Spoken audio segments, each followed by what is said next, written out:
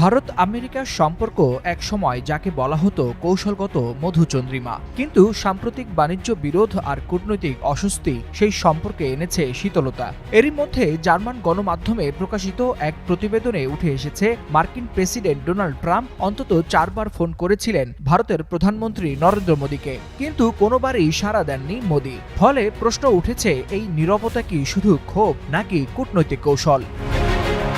ভারত পাকিস্তান যুদ্ধ বিরতি থেকে শুরু করে শুল্ক বৃদ্ধি, হোয়াইট হাউস বারবার সমালোচনায় তীর ছুঁড়েছিলেন দিল্লির দিকে। ফলে সম্পর্কে অবনতি ঘটে দুই দেশের। এর মধ্যেই ফোনে যোগাযোগ করতে চেয়েছিলেন মার্কিন প্রেসিডেন্ট ডোনাল্ড ট্রাম্প, কিন্তু জার্মানির প্রভাবশালী দৈনিক ফ্রাঙ্কফুর্টার অ্যালজেমেইন জানিয়েছে অন্তত 4 বার করা সেই কল ধরেনি নরেন্দ্র মোদী। ওয়ালটন এখন দেশের সীমানা পেরিয়ে পৌঁছে গিয়েছে 50টিরও বেশি দেশে।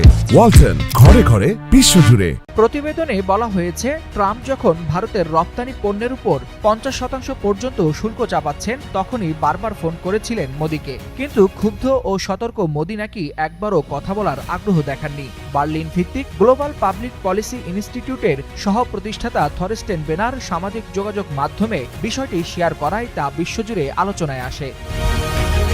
কেন মোদী ট্রাম্পকে এড়িয়ে গেলেন তারও ব্যাখ্যা দিয়েছে জার্মান সংবাদ মাধ্যম। তারা বলছে, ভিয়েতনামের উদাহরণ মাথায় রেখেই সতর্ক ছিলেন ভারতের প্রধানমন্ত্রী।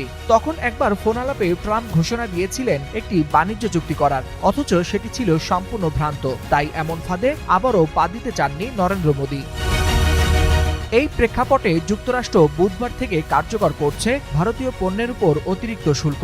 নির্দেশিকায় বলা হয়েছে, ইস্টার্ন টাইম জোন অনুযায়ী 27 আগস্ট রাত 12টা 1 মিনিট থেকে কার্যকর হবে নতুন কর। অর্থাৎ বুধবার ভারতীয় সময় সকাল 9টা 31 মিনিট থেকে শুল্ক আরোপ করছে ট্রাম্প প্রশাসন।